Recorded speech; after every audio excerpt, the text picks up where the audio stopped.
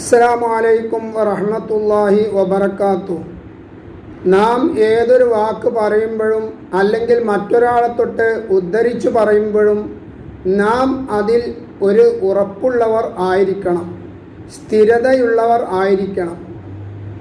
നമ്മുടെ വാക്ക് സത്യത്തോട് യോജിച്ചതായിരിക്കണം. സത്യമാണ് എന്ന് ഉറപ്പില്ലാത്ത വാക്കുകൾ നാം ഒരിക്കലും തന്നെ പറയാൻ പാടില്ല. അല്ലെങ്കിൽ നമ്മൾ ഒരാളെ പക്കൽ നിന്നൊരു വാക്ക് കേട്ടിട്ടുണ്ടെങ്കിൽ അത് അദ്ദേഹം പറഞ്ഞത് തന്നെയാണ് എന്ന് ഉറപ്പിച്ചതിൻ്റെ ശേഷമല്ലാതെ നാം അത് അദ്ദേഹം പറഞ്ഞു എന്ന് പറഞ്ഞുകൊണ്ട് പറയരുത്. അതൊക്കെ നാം സൂക്ഷിക്കണം. നമുക്കറിയാത്ത വിഷയത്തിൽ നാം ഇടപെടാൻ തന്നെ പാടില്ല. പരിശുദ്ധ ഖുർആൻ പറയുകയാണ്, വലാ തഖ്ഫു മാ ലൈസ ലക ബിഹി ഇൽം.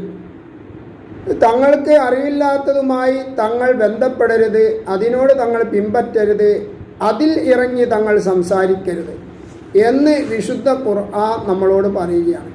മാത്രവുമല്ല, നാം എന്ത് ഉരിയാടുമ്പോഴും അത് രേഖപ്പെടുത്താൻ വേണ്ടി അള്ളാഹു അവൻ്റെ മലക്കുകളെ നിശ്ചയിച്ചിട്ടുണ്ട്. റഖീബ് അതീദ് അലൈഹിമസ്സലാം എന്നീ രണ്ട് മലക്കുകൾ നമ്മുടെ ഇരു പാർശ്വങ്ങളിലും നമ്മൾ എന്താണോ പറയുന്നത് അത് രേഖപ്പെടുത്താൻ വേണ്ടി അവരെ അള്ളാഹു ഏൽപ്പിച്ചിട്ടുണ്ട്. വിശുദ്ധ ഖുർആൻ തന്നെ അത് പറയുന്നുണ്ട്, മാ യൽഫിദു മിൻ ഖൗലിൻ ഇല്ലാ ലദൈഹി റഖീബുൻ അതീദ്. ഏതൊരു മനുഷ്യനും അവൻ ഒരു വാക്കിനെയും ഉരിയാടുകയില്ല, അവൻ്റെ ഇരു പാർശ്വങ്ങളിൽ റഖീബ് അതീദ് അലൈഹിമസ്സലാം എന്നീ രണ്ട് മലക്കുകൾ അത് റെക്കോർഡാക്കിയിട്ടല്ലാതെ എന്ന് പരിശുദ്ധ ഖുർആൻ ഓർമ്മപ്പെടുത്തുന്നുണ്ട്. മാത്രവുമല്ല, കേട്ടതെല്ലാം വിളിച്ചു പറയുക എന്നുള്ളതും ശരിയല്ല. അള്ളാഹുവിൻ്റെ റസൂൽ പറഞ്ഞു, കഫാ ബിൽ മർഇ കദിബൻ അൻ യുഹദ്ദിസ ബികുല്ലി മാ സമി. ഒരു മനുഷ്യൻ കളവ് പറയുന്നവൻ എന്ന് അവനെപ്പറ്റി പറയപ്പെടാൻ പര്യാപ്തമായത് ഒന്നാണ് അൻ യുഹദ്ദിസ ബികുല്ലി മാ സമി. ഓൻ കേൾക്കുന്നതെല്ലാം വിളിച്ചു പറയുക എന്നത്.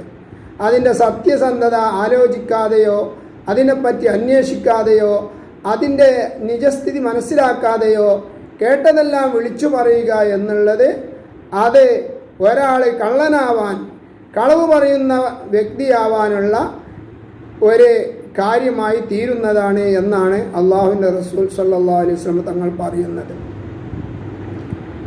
ആയതുകൊണ്ട് അത് നാം വളരെയധികം സൂക്ഷിക്കണം. നമ്മളുടെ വാക്കുകളിൽ കള്ളത്തരങ്ങൾ ഉണ്ടാവാൻ പാടില്ല. അലാ ലാനത്തുല്ലാഹി അലൽ കാദിബീൻ. കളവ് പറയുന്നവരുടെ മേൽ അള്ളാഹുവിൻ്റെ ശാപമുണ്ട് എന്ന് പരിശുദ്ധ ഖുർആൻ ഓർമ്മപ്പെടുത്തുന്നുണ്ട്. ആയതുകൊണ്ട് അങ്ങനെയുള്ള ചീത്ത പ്രവർത്തനങ്ങളിൽ നിന്ന് നാം മാറി നിൽക്കണം. എന്തെങ്കിലും സമ്പത്ത് കരഗതമാക്കാനോ അല്ലെങ്കിൽ മറ്റെന്തെങ്കിലും സ്ഥാനമാനങ്ങൾ ലഭ്യമാവാനോ അതിനൊന്നും കളവിനെ നാം ഉപയോഗപ്പെടുത്താൻ പാടില്ല. ഇനി അതല്ലാത്ത നിലക്കും കളവ് പറയാൻ പാടില്ല. ആ കാര്യം നാം മനസ്സിലാക്കിയിരിക്കണം. അല്ലാഹു സുബ്ഹാനഹു വ തആല